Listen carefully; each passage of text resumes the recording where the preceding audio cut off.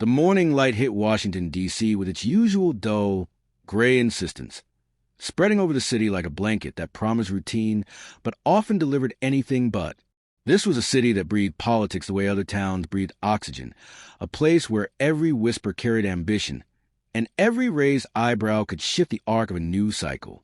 On this particular February morning, though, even the seasoned political watchers, the ones who had survived shutdowns, scandals, and 3 administrations, felt something in the air that didn't quite fit the usual pattern. A tension, subtle but unmistakable, hung over the city's streets like the humidity before a summer storm. Across town, inside the bright, camera-lit confines of the Fox News studio, that storm was beginning to take form. Pam Bondi, the newly appointed Attorney General of the United States, stepped through the studio doors just past 8 a.m., trailed by 2 aides who were far more nervous than she was. Bondi walked with a kind of rehearsed confidence found in people who had spent years in front of cameras. People who knew exactly when to smile, when to pause, and when to drop a line that would ricochet through the political landscape like a thrown grenade. She had been sworn in only 17 days earlier. Barely enough time to memorize the patterns of the Justice Department hallways, but the swagger in her stride made it seem as though she had been preparing for this position her entire adult life. She greeted the host with a polished smile, her eyes bright, her posture perfect. Cameras were adjusted, microphones clipped. Producers whispered last-minute instructions into headsets. The studio buzzed with quiet energy. Bondi sat down, slid a hand over the smooth desk, and positioned herself as though she were ready to deliver a verdict rather than answer questions. The host began with pleasantries, but he barely made it through the first sentence before Bondi leaned forward slightly, her fingertips touching the thin manila folder in front of her like a magician preparing to reveal a secret. She didn't wait for the cue. She didn't need it. The Epstein client list, she said with controlled, confident calm. It's sitting on my desk right now. For a moment, the studio fell into a silence so complete that even where the cameras seemed to hesitate. The host blinked, caught between professional composure and genuine shock. The sentence echoed through the studio, then through the control room, then, within seconds, through television screens, tablets, and phones across the nation. At home in Ohio, a retired schoolteacher who had followed the Epstein case obsessively sat up straighter in her recliner. In Oregon, a college student watching on his cracked phone screen paused mid-scroll, replaying the line to make sure he'd heard it right. In Manhattan, a Wall Street lawyer, usually indifferent to political drama, raised an eyebrow and turned up the volume. Bondi's words detonated across the country. They didn't merely inform, they ignited. It was the kind of statement that demanded attention, that promised revelation, that suggested the government might finally be ready to lift the veil that had long covered one of the most disturbing criminal networks of the century. The host tried his best to regain control of the segment, but it was too late. The interview had transformed from routine political chatter to breaking news in real time. Producers scrambled behind the scenes, pulling up graphics, drafting text alerts, scrambling to prepare the next segment because Bondi had just made a promise the administration now had to live up to. The clip hit Twitter within minutes, then Facebook, then YouTube. It spread with momentum that Washington officials could not contain even if they had tried. Screenshots of Bondi's poised expression circulated alongside furious speculation. Had she really said that? Did she actually have the list? Why now? Why her? Some viewers cheered. Others recoiled. But nearly everyone felt the same electric jolt. Something big was coming. Inside the Justice Department headquarters on Pennsylvania Avenue, phones started ringing before Bondi had even left the building. Staffers exchanged confused glances as reporters demanded confirmation. Analysts in the criminal division opened their email to find subject lines in all caps. BONDL statement. Urgent response needed. Members of Congress began drafting public calls for transparency. Advocacy groups sharpened their talking points. The ripple effect was instant and irreversible. By the time Bondi exited the studio, her aides trailing behind her like spilled shadows, she already knew she had created a moment that would dominate the national conversation for days, if not weeks. She smiled as she stepped into the black SUV waiting outside. Cameras flashed. Microphones pointed. Questions flew. She answered none of them. She didn't need to. Her message had been delivered. Across the city, however, that message was received with a very different emotion: dread. In the FBI's Information Management Division, a senior analyst named Derek McMillan watched the clip from his cluttered desk, his coffee turning cold in his hand. He knew enough about the Epstein files to understand one thing immediately. Whatever Bondi claimed to have on her desk, it wasn't a full client list, because the full list, as McMillan understood it, existed only in fragments. Case notes, sealed exhibits, redacted reports scattered across multiple jurisdictions. So where exactly was this magical folder Bondi had spoken of? McMillan leaned back in his chair, rubbing his temple. He had spent 22 years in the Bureau, long enough to recognize when a political grenade had just been lobbed into the center of federal operations. And Bondi's statement wasn't just a grenade. It was a cluster bomb. Its shrapnel would hit every corner of the DOJ, every FBI office involved in the Epstein investigation, every agent who had ever touched a related file. Around him, analysts began whispering. Someone swore under their breath. Someone else opened a shared drive, as if searching for a document that might explain the chaos. There was nothing. Bondi's declaration had created a promise the institutions beneath her were not prepared to fulfill. A promise that would soon become a burden. And a burden that would soon become a crisis. For now, though, the city was still absorbing the shock, still replaying the clip, still grappling with a sudden surge of expectation.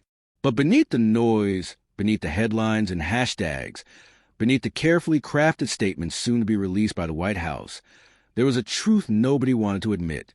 The first crack in the narrative had formed, and once a crack appears, the structure never breaks all at once. It fractures slowly, quietly, and then all at once. By the afternoon of February 27th, the initial shockwaves of Bondi's announcement had transformed into a media frenzy. Every major network interrupted programming. Every cable channel jumped on the story, and social media exploded with speculation, outrage, and demands for clarity. The White House, sensing both opportunity and danger, quickly mobilized its communications team. Overnight, they prepared a so-called historic release of Epstein-related files, carefully curated to present an image of transparency while still maintaining control over what the public could actually access. Thick binders were assembled, each meticulously labeled and color-coded. These binders, sent to select media personalities and conservative commentators, were designed to create an impression of revelation. Graphics were prepared, headlines drafted, talking points polished down to the finest nuance. The spectacle was meant to convey action, decisiveness, and accountability. It was, in essence, a theatrical performance of justice, an impression of transparency rather than the actual transparency itself. Journalists who received the binders quickly realized something curious. Many of the documents have been available for years, filed in court archives, referenced in public records, already reported on in news outlets both major and minor. Yet the presentation suggested novelty. The careful branding, the carefully timed release, and the meticulous organization were all designed to produce a narrative of revelation that was, in reality, largely recycled information. For those accustomed to investigative reporting, this was instantly recognizable. For the general public, though, it carried the excitement of new discovery. Meanwhile, social media amplified every word of Bondi's original claim. Clips of her statement, gifs of her confident hand on the folder, and animated graphics of the client list circulated across platforms. Opinion pieces sprang up in real time, analyzing her statement for its legal, political, and ethical implications. Analysts on news panels debated whether the promise of a client list sitting on the Attorney General's desk was a serious assertion, a political maneuver, or a simple misstatement. In the echo chamber of modern media, these debates became spectacles of their own. Inside the Justice Department, however, the mood was tense. Senior officials understood that public expectation had suddenly exceeded operational reality. The full Epstein files did exist, but they were scattered across jurisdictions, some heavily redacted, some classified, some entangled in ongoing investigations. Compiling them into a coherent package would take months of painstaking work. Bondi's public claim implied immediacy, a timeline that no bureaucratic process could realistically satisfy. FBI agents in the Information Management Division felt the pressure immediately. Calls from the highest levels of leadership instructed staff to prioritize the Epstein files above all else. Analysts were pulled from other critical cases. Supervisors scrambled to reorganize workloads. Computers hummed with activity as teams attempted to reconcile conflicting data sources, verify documents, and search for records that might match the client list Bondi had publicly claimed to possess. The sudden workload was overwhelming, not because the files were technically difficult to access, but because the timeline imposed by political expectations was absurdly short. Simultaneously, whispers of internal disagreement began to surface. Within the Bureau, some senior officials questioned propriety of the public claims. They worried that the Attorney General's statements were creating unrealistic expectations that the agency could not meet without compromising investigative integrity. These concerns were quietly noted, but there was little room for dissent. When the public has been promised a revelation, the administration expects results, regardless of the logistical or legal realities. Outside Washington, the American public was captivated. Citizens debated the significance of Bondi's statement around kitchen tables, in classrooms, at workplaces. Some believe her words implicitly confirmed hidden wrongdoing. Others dismissed them as political posturing. Yet nearly all agreed on one point. The government had promised transparency, and the nation was now watching to see whether that promise would be fulfilled. In this moment, the stage was set for a confrontation between perception and reality, between political theater and bureaucratic process, between the appearance of justice and its execution. Within this charged environment, another factor was quietly at play: timing. Bondi's announcement coincided with a period of intense political scrutiny for the administration. Investigations into unrelated matters, ongoing congressional inquiries, and a relentless news cycle meant that attention was scarce. Yet the Epstein files had a unique ability to dominate headlines. The White House recognized this duality. They could seize control of the narrative and demonstrate decisive action, or they could falter and risk public trust. The choice, whether deliberate or accidental, had already been made to prioritize optics. By March, the internal scramble had escalated. Hundreds of agents were reassigned, working around the clock to locate, cross-reference, and summarize thousands of documents. Analysts were instructed not only to process files, but to flag any mention of politically sensitive figures, including the president himself. What had begun as a statement on live television had become a full-scale federal operation, mobilizing tens of thousands of personnel hours in a compressed period. This massive effort, however, was not designed to generate new evidence. It was designed to produce a narrative that aligned with public expectations. Even as the FBI and DOJ worked feverishly behind the scenes, the administration continued to reinforce the message of imminent revelation. Bondi returned to televised interviews to reiterate her claims, stressing that a whistleblower had confirmed the existence of thousands of additional pages of material. Each appearance added weight to the public perception that a major disclosure was forthcoming. The problem was that the internal machinery of law enforcement was not aligned with these promises. The contrast between public assurance and bureaucratic reality was widening, and the first cracks in credibility were beginning to show. For analysts like Macmillan, the challenge was existential. Their professional integrity depended on rigorous, methodical work. But now they were caught between competing imperatives: satisfy the public and political leadership with speed, or adhere to investigative standards that required time, careful review, and verification. Every decision carried consequences, not only for the Epstein investigation itself, but for the credibility of the entire Department of Justice. The agents were working not merely to uncover evidence. They were working to manage perception, and perception, as any veteran of Washington knows, is an unpredictable and often unforgiving adversary.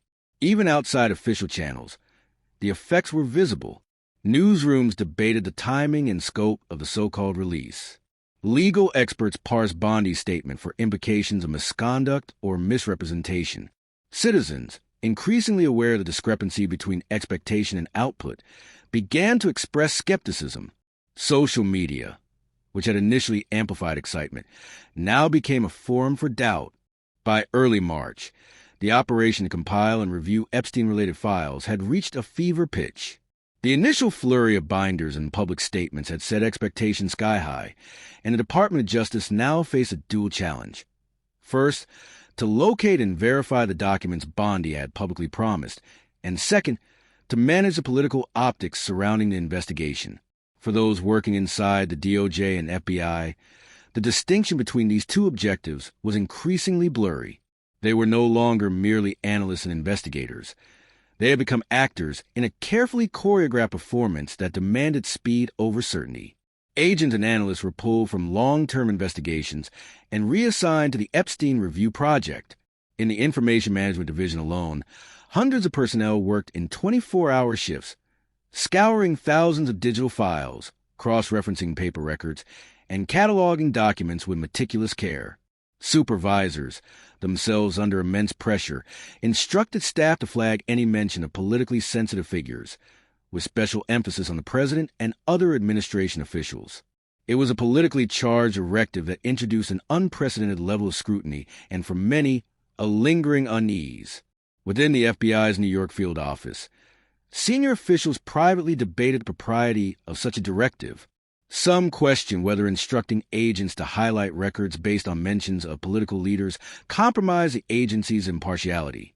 Others worried that the accelerated timeline, intended to satisfy public expectations, risked undermining the thoroughness of the investigation. Internal memos circulated quietly, noting procedural concerns, but these documents rarely reached the top level. The pressure from the Attorney General's office was clear. The public narrative needed to be managed, and it needed to be done quickly. Meanwhile, the media continued to amplify Bondi's original claim. Every reference to the client list reignited public interest and scrutiny. Opinion columns dissected her statements line by line, often questioning the feasibility of producing thousands of pages of records in such a compressed time frame. Social media users debated the credibility of the DOJ, comparing Bondi's assurances to the actual output of documents released. The friction between public expectation and bureaucratic reality was becoming impossible to ignore. Inside the Justice Department, analysts worked long hours under extreme pressure. The frenetic pace was not merely a logistical challenge. It was an ethical dilemma. Each document reviewed, each notation made, carried consequences.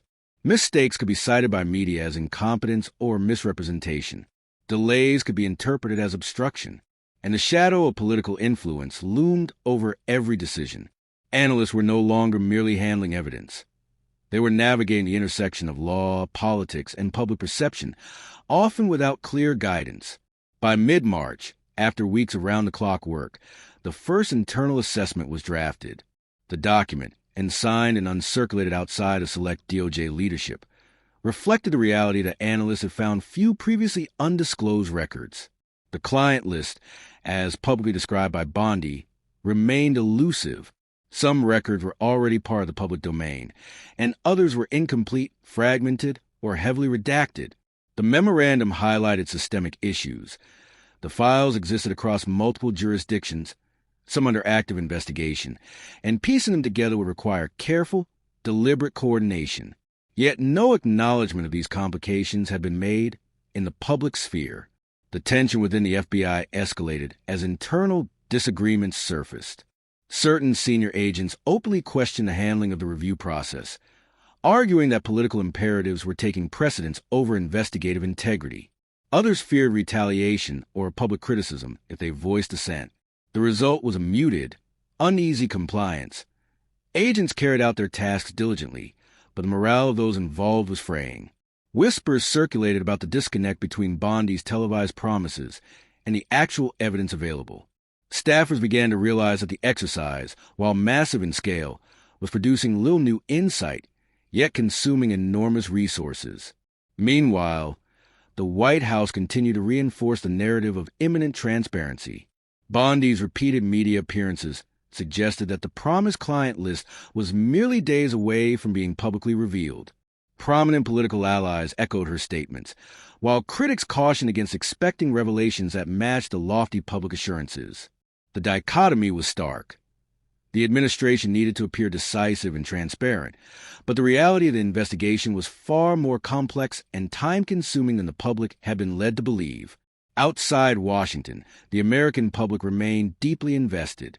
News coverage framed Bondi's statement as a moment of potential justice, a symbolic reckoning for a criminal network that had long evaded full scrutiny. Citizens, activists, and advocacy organizations debated the implications of the announcement. The demand for transparency was immediate and insistent. Social media became a forum for frustration, curiosity, and speculation. Every day without substantial new information amplified suspicion and eroded trust in the institution responsible for administering justice. Internally, the DOJ's leadership faced a structural dilemma. The Attorney General's public statements had effectively set a deadline that could not realistically be met. Yet no clear communication had been provided to the agencies tasked with executing the work. Analysts and agents continued to process files, produce internal summaries and flag records, but the underlying goal had shifted from uncovering new evidence to managing perception of diligence and progress. Each passing day heightened the stakes. Failing to meet public expectations could undermine confidence in the Department of Justice, damage Bondi's credibility, and inflame political tensions in Washington. By late March, after nearly a month of intensive work, the outcome of the first phase of the operation was clear internally, but remained obscured from public view. The effort had consumed tens of thousands of personnel hours. Analysts had meticulously reviewed countless documents, yet the promised revelations, the full client list, remained absent.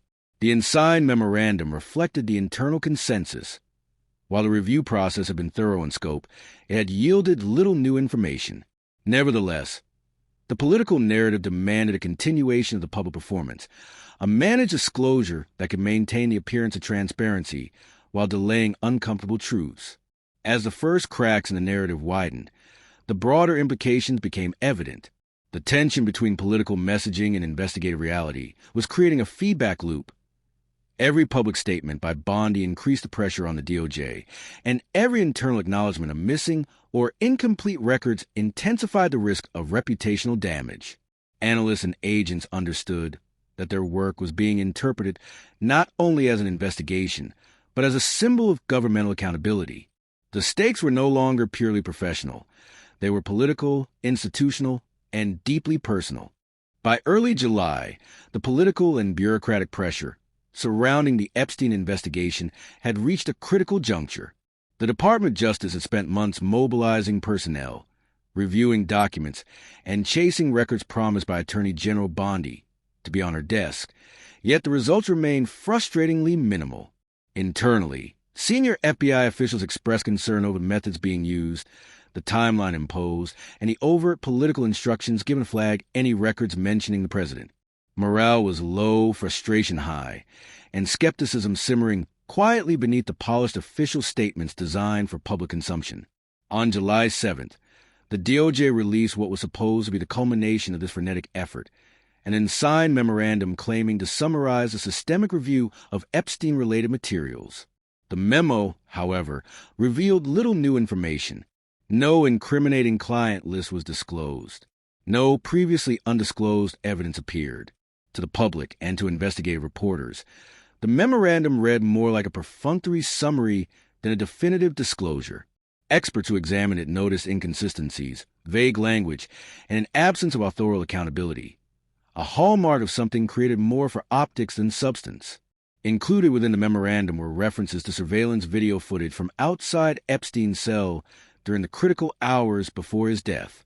One video is described as full raw footage, a claim that immediately drew attention and scrutiny from independent analysts. Within hours, online forums, news outlets, and legal experts began dissecting the video frame by frame. Some concluded it appeared to have been modified or edited, raising questions not only about the content of the footage, but about the intent behind labeling it raw in an official DOJ memo. The memo also highlighted a structural dysfunction within the DOJ.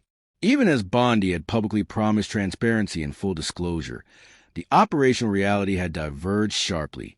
FBI Director Patel and Deputy Director Bonino reportedly disagreed with the approach taken, yet their dissent was largely invisible to the public. Internal disagreements within the agency had no platform, no official channel to alter the narrative, and no ability to counter the carefully curated message being delivered through press releases and televised interviews. Public trust, already strained by the discrepancy between promises and delivery, began to erode further. Social media users, journalists, and concerned citizens questioned whether the DOJ's review had been a genuine investigative effort or a political performance designed to manage public perception. Bondi's repeated claims on national television that the full client list existed and would be released stood in stark contrast to the unsigned memorandum that added nothing substantive to the public record. Meanwhile, President Trump himself contributed to the confusion. While his administration continued to promise transparency, he publicly dismissed the entire issue as a scam, contradicting the assurances made by his own attorney general.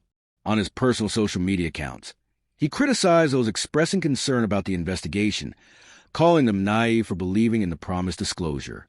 The contradiction between executive statements and DOJ communications created an unprecedented level of public skepticism, not just toward the individuals involved, but toward the credibility of the federal institutions they represented.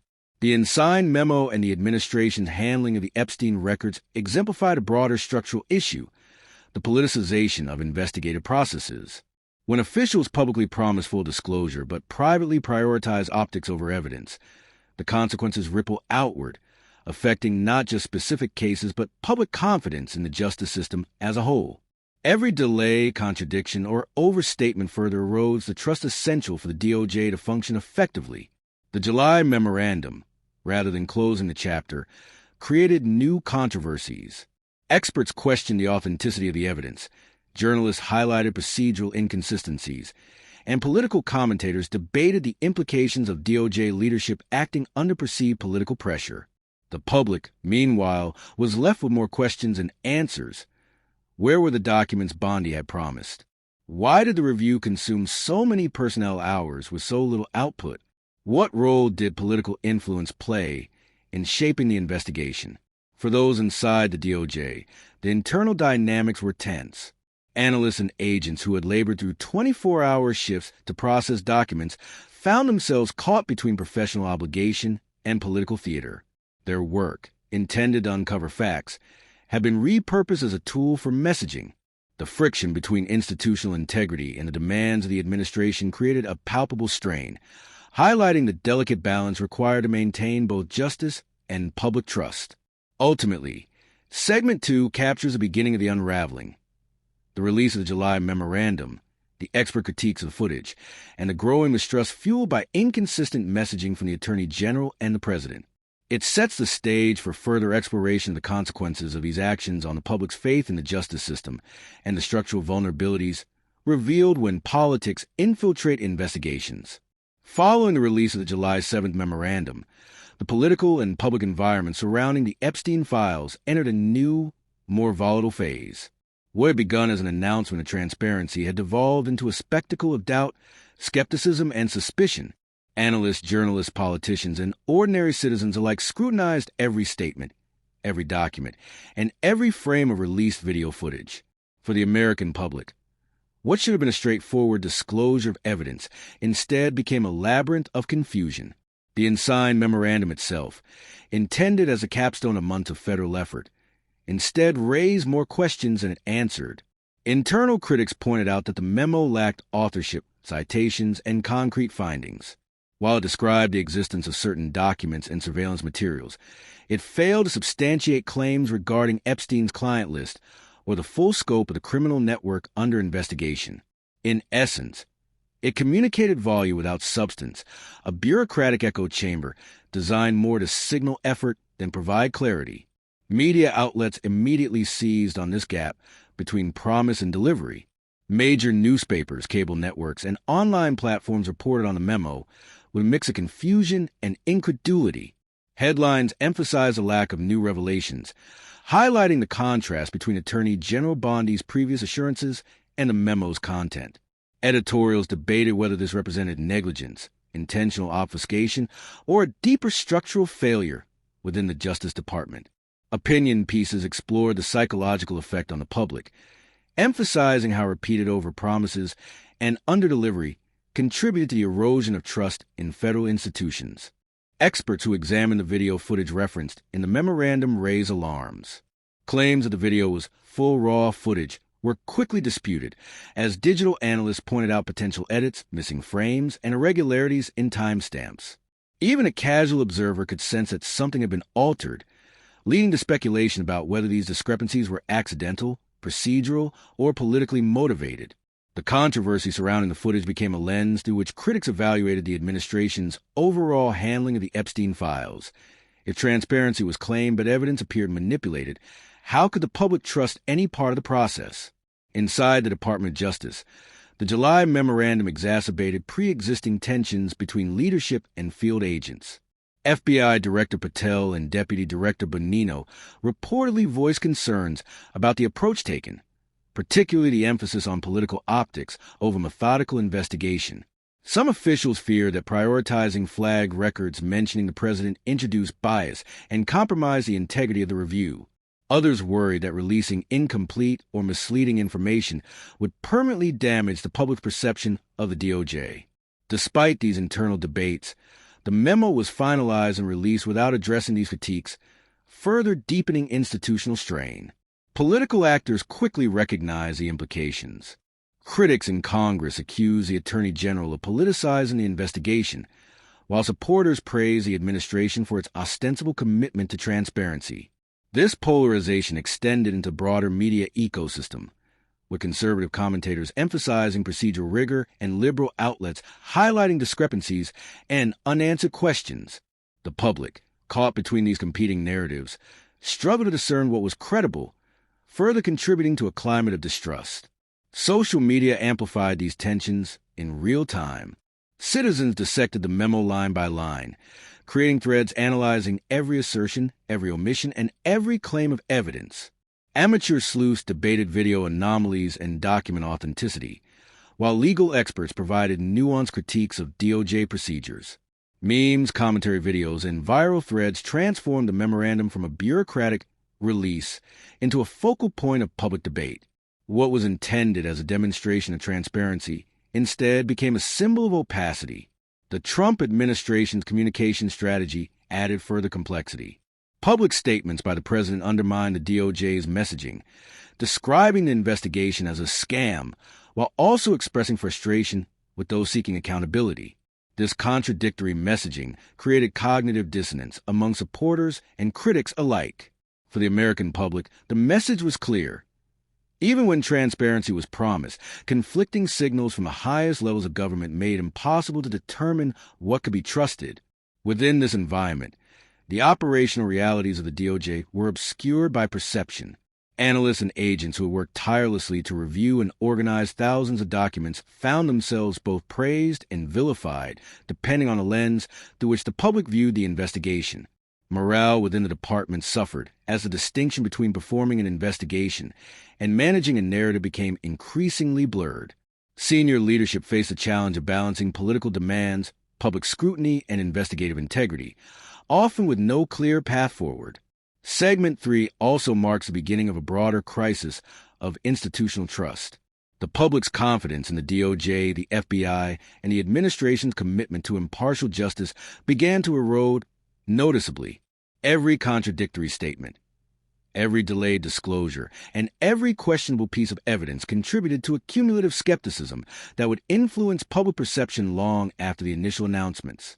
What should have been a straightforward case study in federal investigation had become a cautionary tale in how political influence can strain even the most well-established institutions.